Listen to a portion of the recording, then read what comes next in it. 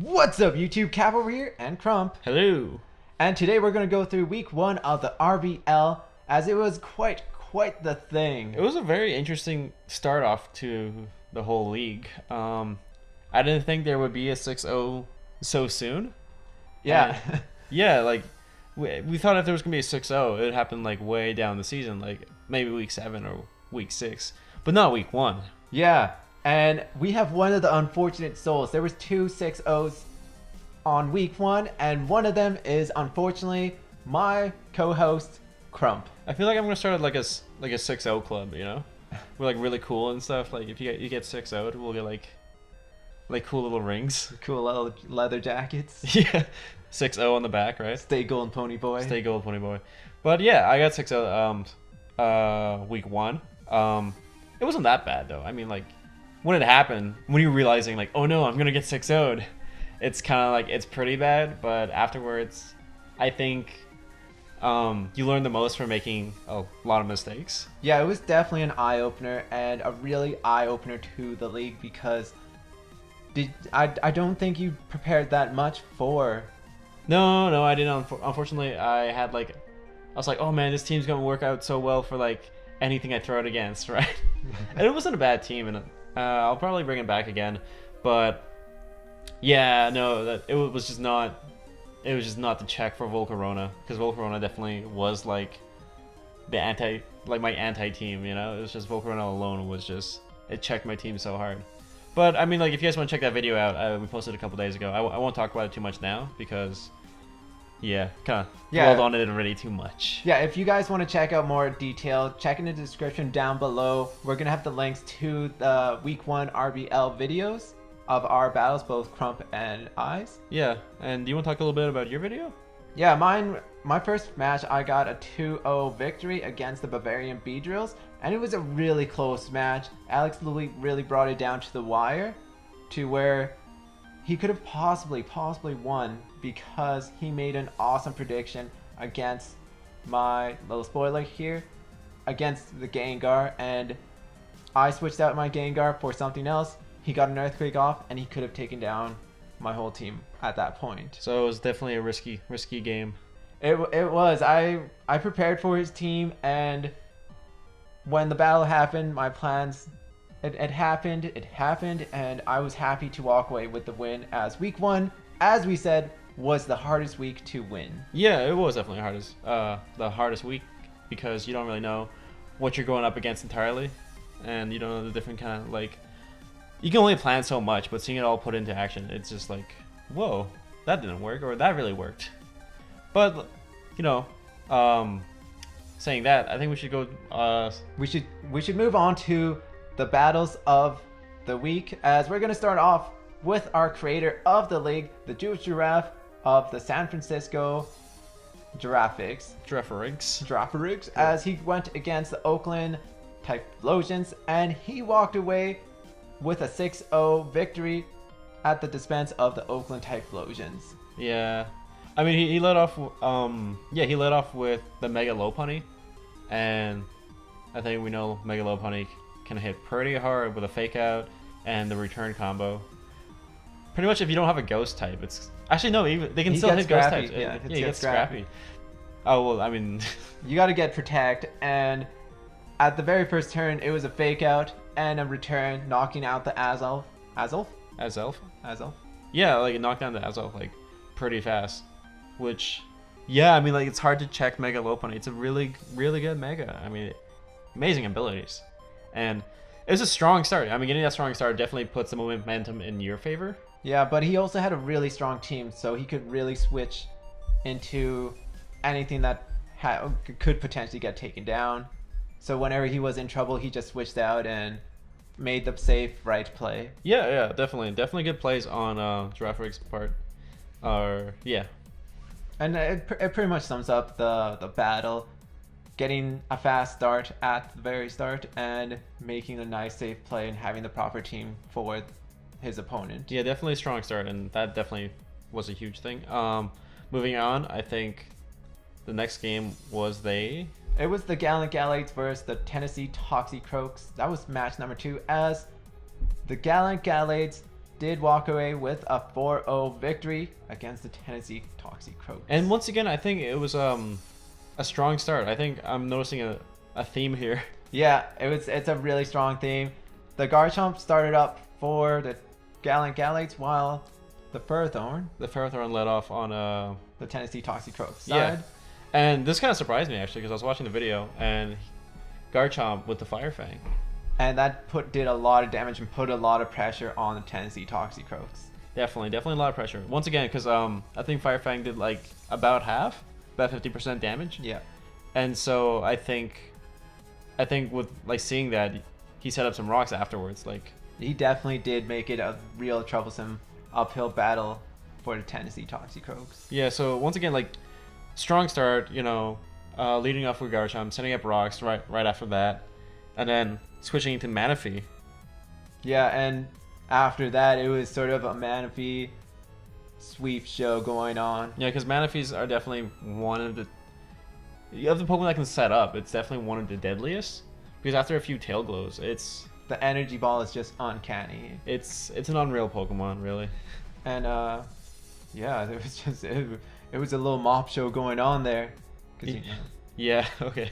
A little mop show, but definitely a common thing in this two battles was preparation. They were well prepared for what they were going against. Yeah, but again, week 1, right? We're still seeing what's going on there. We're still kind of, I expect like as the weeks go on, we're gonna be seeing a lot more closer scores. Yeah, for sure.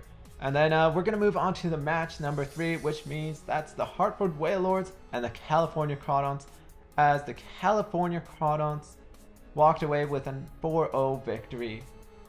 And that started off... Once again, turn 1 played a crucial part in the overall game. Yes, it did. I mean, getting a knockout early in the game, I think, is definitely, like... You get a huge confidence boost, right? Yeah, it like, definitely man, gets the butterflies out of there. Yeah, you're like, all right, I'm doing well. That's good. But, if... Again, yeah, a lot of nerves can play into it as well. Yeah, and what we mean by the first turn KO is the Heatran got knocked out by the Dragonite with an Earthquake. Yeah. And that just gave the California Crawdon so much momentum. I think sometimes, like, you can overthink a lot of things too. You're like, oh, is he going to start setting with Dragon Dance? Or what kind of Dragonite is this? I can scout to see, or something, I don't know. Like, yeah, stuff like that. But the California Crawdons also brought in the Scrafty, the Shed Skin Scrafty. The Shed Skinning Scrafty. As opposed to the Dragon Dancing Scrafty, because, that doesn't sound as nice. Yeah. The Shed Skin Scrafty definitely played a huge part, because it got rid of one of... the Dusclops. Yeah, like that's a part of the core, I'm guessing. And then it was just knocking off everything. Yeah, pretty much, yeah. It was just knock-off paid off, really. Because that thing knocked off after knock-off after knock-off. It was just... Does a lot of damage too, because it's stab and Scrafty. It's definitely a scary Pokemon. Yeah, it's definitely something you're gonna have to look out for. But another mon that you need to look out for is the Mega Slowbro. Yeah, Mega Slowbro. You gotta be careful of Mega Slowbro, because you don't want to let that thing set up. It can definitely set up and then recover with the slack off. I think one of the methods of taking down Mega Slowbro is a stall. Is to stall it out. That's definitely one way of taking it out, because it is a bulkier Pokemon. Or it's just getting it right off the start, making sure you're prepared for it. Yeah. Definitely have a check for Mega Slowbro, because that thing can set up. Yeah. It's, once again, one of those Pokemon that can set up, can tear your team apart, especially one as bulky as Mega Slowbro.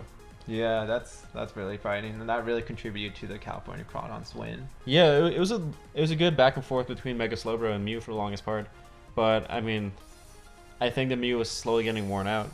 Yeah. And yeah, eventually had to switch, and after that, it was... I think he might have ran out of soft boils. Yeah, that could have happened too, actually. But yeah, Mega Slowbro was going towards Mega Slowbro's favor slowly. Because it had like 2 Calm Mind set up, I believe, at that Yeah. point. At that point, it had like a few Calm Minds set up, and once that Mew switched out, it was just... Yeah, I think he pretty much had the game at that point. Yeah, losing the Mew was pretty essential, because it did check up a lot of his team. But we should move on to the fourth battle? The fourth battle was the closest out of probably all of the battles. Yeah, it was the Minnesota Eon Twins versus the Atlanta Braviaries. And that was a narrow 1-0 victory in favor of the Minnesota Eon Twins. And this was an interesting match to watch because you couldn't really tell who had the momentum at any point of the match. At one point I'm like, oh hey, the Atlanta Braviaries are winning. Mm-hmm. And that's what it felt like throughout some of the match, but then the Minnesota Eon Twins gained that momentum and somehow got the win. Yeah, I think one of the biggest things one of the biggest Contributing factors? yeah, one of the biggest contributing factors to this game were the stealth rocks, and just because the amount of switches that had to be taken, Yeah. it piled up. I think it piled up, and It was definitely a battle of attrition, and fortunately for the Minnesota Eon Twins, they were able to win that battle because damage did gradually rack up on both sides of the field, and he kept his Hippowdon still around, and that I felt like that played a big part into his victory, having that key wall on his team. yeah, For definitely later on. agreed. I thought it was pretty interesting that he brought the Stoutland, Yeah. and the lantern.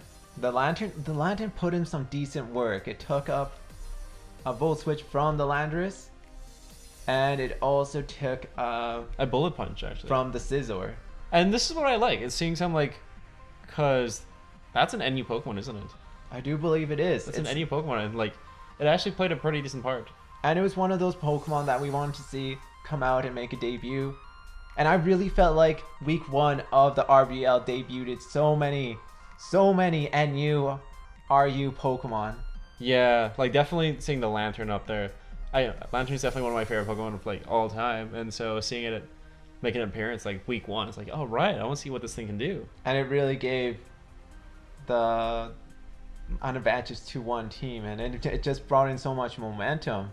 Yeah, I mean scaring the Thunderous out is I think is pretty big, Yeah, because that thing's pretty scary. It's got Prankster as well.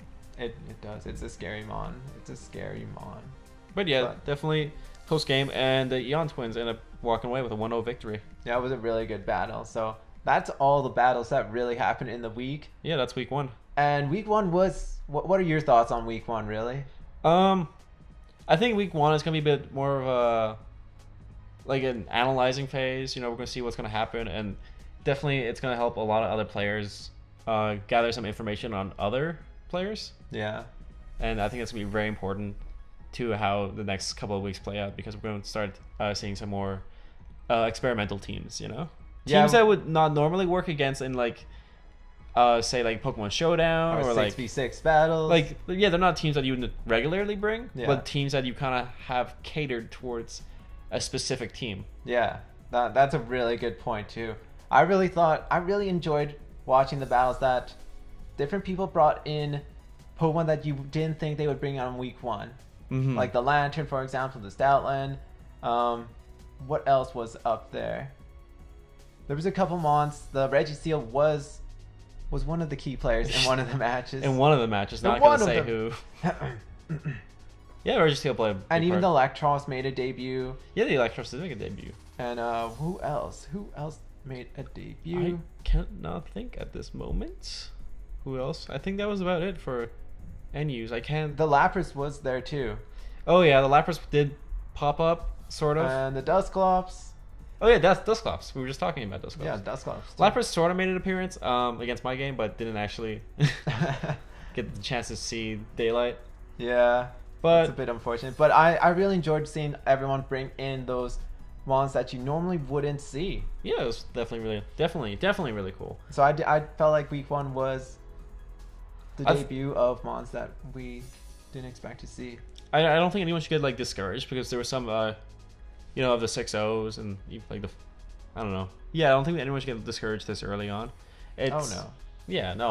I mean, we're still figuring things out, and I think people can learn so much from losing. Yeah. I expect a lot of people to be going back up, doing a bit of a U-turn, and start getting some wins under their belts. For sure. But who do you think were the 3 stars of week 1 of the whole league? Of the whole league, I mean, I mean, I got swept up 6-0 by Volcarona. So I feel like Volcarona probably got the most kills.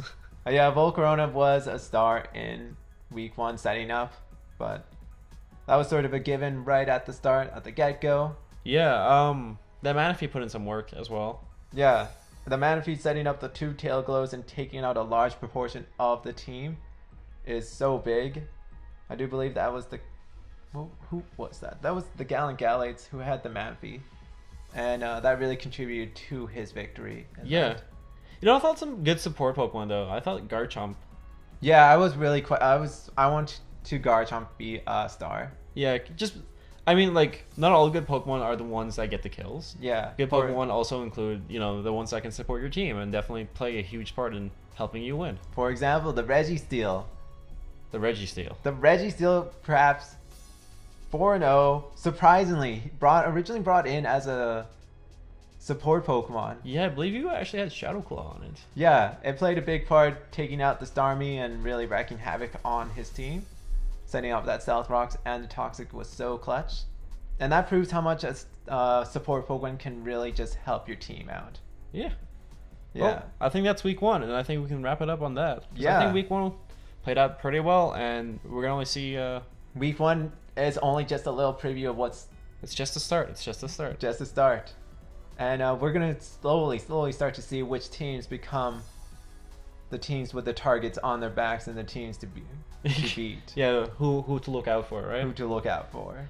But, all right, I think that's... Yeah, I think that's about it. So, thanks for tuning in. If you like this and you enjoy these podcasts, be sure to like this video or subscribe to the channel, as we are going to do more. Yeah, I mean, like, tell us what you guys think about these things, and I think people are enjoying these. Yeah, and podcasts. If you have any suggestions, put in, like, why you think, who were your MVPs of the match, be sure to put in the comments. Yeah, we'll give you a shout-outs. We'll mention, like, people. Some shout-outs to you guys. Shout-outs to the league. Shout-outs to the league. Yeah. And once again, all the description and all the information will be in the description down below. And on that note, we'll see you guys next time. So this is Kap and Crump signing out.